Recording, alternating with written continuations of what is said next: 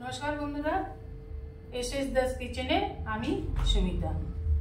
আজ নিয়ে এসেছি নতুন একটা রেসিপি। আজকের রেসিপি বাঙালির প্রিয় শুক্তো রেসিপি। যে কোনো অনুষ্ঠান বাড়ির মতন আপনি কি করে শুক্তো বানাবেন সেই রেসিপিটাই আজ আমি আপনাদের সাথে শেয়ার করছি। সিক্রেট মশলা সহকারে কি এমন মশলা দেয় যে অনুষ্ঠান বাড়ির শুক্তো খেতে এত টেস্টি হয়, সেই মশলা সহই আজকে আমি শুক্তো রেসিপিটা শেয়ার করছি। চলুন দেখে নেওয়া যাক রেসিপিটা। প্রথমেই আমি নিয়ে নিয়েছি সজনে ডাঁটা, উচ্ছে, কাঁচা কলা, রাঙা আলু বা লাল আলু, এমনি আলু যেটা আমরা সবসময় তরকারির সাথে খাই, আর বেগুন। আমার ঘরে থাকা উপকরণ দিয়ে আমি বানাচ্ছি। আমার ঘরে পেঁপে ছিল না, তাই পেঁপেটা আমি দিতে পারিনি। আপনারা অবশ্যই পেঁপেটা দিয়ে নেবেন। ওভেনে কড়া বসিয়ে দিয়ে দিলাম মৌরি আর রাঁধুনি। মৌরি আর রাঁধুনিটাকে বেশ একটু লাল করে ভেজে নামিয়ে একেবারে মিহি একটা গুঁড়ো করে নিতে হবে। দেখুন, এই রকম লাল হলে আর সুন্দর একটা স্মেল ছাড়লে রাঁধুনি দিয়ে বুঝে নিতে হবে যে মশলাটা ভাজা হয়ে গেছে। এবার ওভেনে কড়া বসিয়ে দিয়ে দেবো সর্ষের তেল। রান্নাটা অবশ্যই আমি সর্ষের তেলে করব। নিয়ে নিয়েছি বিউলির ডালের বড়ি। বড়িগুলো একটু ছোট ছোটই আমি নিয়েছি। এবার বিউলির ডালের বড়িটাকেও বেশ ভালো করে লাল করে ভেজে তুলে নেব। এখানে বিউলির ডাল বড়ি ছাড়া অন্য কোনো বড়ি দিতে পারেন, কিন্তু বিউলির ডালের বড়িটাই বেশি টেস্টি হয়। দেখুন, এইভাবে বড়িগুলোকে লাল করে আমি তুলে নিলাম। খুব একটা লাল করে ভাজবেন না, এইরকম হালকা লাল থাকবে, বড়িগুলো টেস্টি হবে খেতে। এবার এই তেলেতেই দিয়ে দিলাম লম্বা করে কেটে রাখা একটা বেগুন। বেগুনটাকেও আমরা যেভাবে ভাজি একেবারে সেইভাবে ভাজবো না, একটু লাল লাল হয়ে গেলে বেগুনগুলোকে নামিয়ে নেব। দেখুন, তেলে দিয়ে একটু নরম হয়ে গেলেই তুলে নিতে হবে। আমরা বেগুন ভাজা যেভাবে ভাজি সেইভাবে কিন্তু ভাজলাম না। এইরকম সাদা থাকবে, অল্প অল্প লাল হয়েছে, এই অবস্থাতেই বেগুনগুলোকে তুলে নেব। এইভাবেই বেগুনগুলোকে ভাজতে হবে। এবার এই তেলেই দিয়ে দেব কেটে রাখা কাঁচকলাগুলোকে।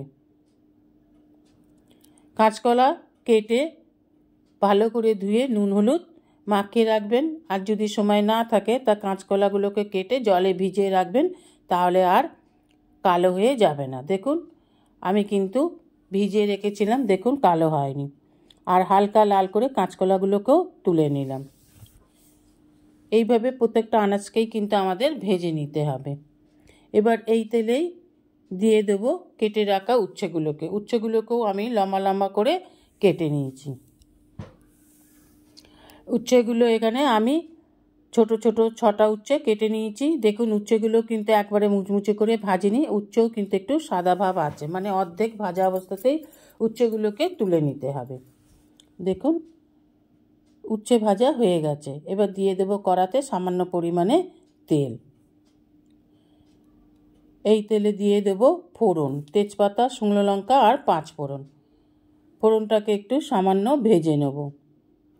যখন ফোড়ন দিয়ে সুন্দর একটা স্মেল ছাড়বে, তখন দিয়ে দেব লম্বা করে কেটে রাখা আলুগুলোকে। এখানে আমি একটা বড় আলু কেটে নিয়েছি। এই আলুটাকে এবার একটু ভেজে নেব।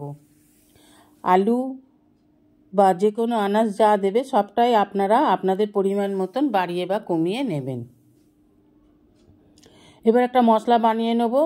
এই বড় চামচের 1 চামচ নিয়ে নেব পোস্ত। দিয়ে দেব এই বড় চামচেরই 1 চামচ কালো সর্ষে। এখানে বলে রাখি, যদি আপনাদের ঘরে রাই সর্ষে বা সাদা সর্ষে থাকে তাহলে অবশ্যই নিয়ে নেবেন। আমার নেই, আমি নিলাম না। নিয়ে নিলাম বড় চামচের 1 চামচ সাদা তেল। দিয়ে দেবো একটু জল।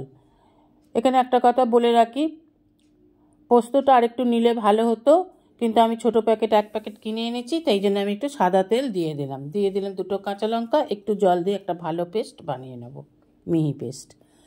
এবার এই কেটে রাখা ডাঁটাগুলোকেও আলুর মধ্যে দিয়ে দিলাম। এবার খুব ভালোভাবে আলু আর ডাঁটাটাকে ভাজা ভাজা করে নেব। মনে রাখবেন প্রত্যেকটা আনাজকেই কিন্তু ভালোভাবে ভেজে নিতে হবে, না হলে একটা কাঁচা কাঁচা গন্ধ ছাড়বে। এবার দিয়ে দেব আগে থেকে ভেজে রাখা কাঁচা কলাগুলোকে। দেখুন কাঁচা কলাগুলোকে দিয়ে দিলাম, আর বেগুন আর উচ্ছে বড়ি এগুলো পরে দেবো। দিয়ে দিলাম পরিমাণ মতন লবণ। এবার লবণ দিয়ে সমস্ত উপকরণগুলোকে খুব ভালোভাবে নেড়ে দেবো। এই রান্না একটু জল দেওয়া হবে না, দেখুন এইভাবেই নেড়ে চেড়ে কষে নিতে হবে।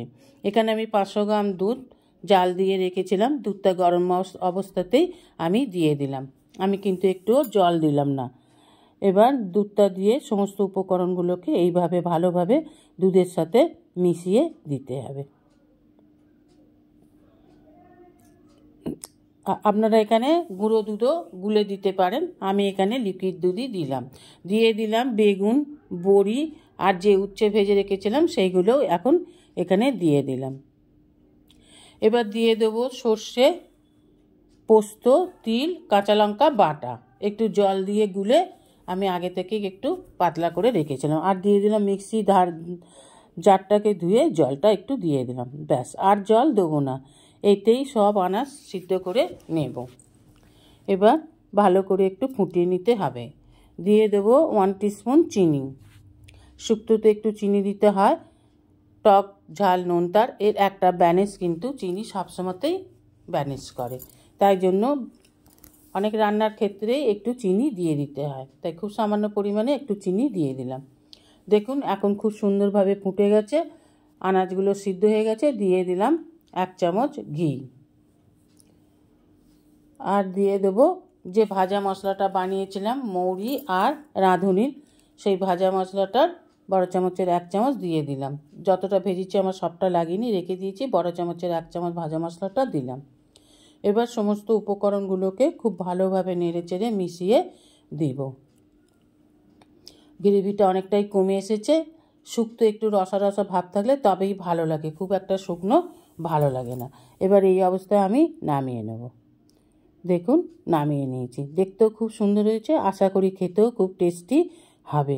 অনুরোধ রইল এইভাবে একবার শুক্তো বানিয়ে বাড়িতে করে খেয়ে দেখবেন, একেবারে বিয়েবাড়ির শুক্তোকেও হার মানিয়ে দেবে।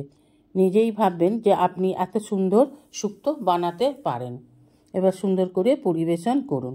দেখুন কত সুন্দর রসা রসা আছে, আবার গায়ে গায়ে, এইরকম ঘন ঘন শুক্তো খেতেই ভালো লাগে। এইভাবে একবার করে খেয়ে দেখবার অনুরোধ রইল। আপনার অমূল্য সময় দিয়ে রেসিপিটা সম্পূর্ণ দেখার জন্য আপনাকে অসংখ্য অসংখ্য ধন্যবাদ। দেখুন কত সুন্দর দেখতে হয়েছে শুক্তোটা। রেসিপিটা ভালো লাগলে অবশ্যই একটা লাইক, কমেন্ট, সাবস্ক্রাইব করার অনুরোধ রইল। পাশে থাকা বেল আইকনটিতে ক্লিক করে দেবেন নিউ ভিডিওর আপডেট যাতে সবার আগে আপনার কাছেই পৌঁছে যায়। আজ এই পর্যন্তই, আবার দেখা হবে নতুন একটা দিনে নতুন একটা রেসিপির সাথে। সঙ্গে থাকবেন, ভালো থাকবেন, সুস্থ থাকবেন। নমস্কার।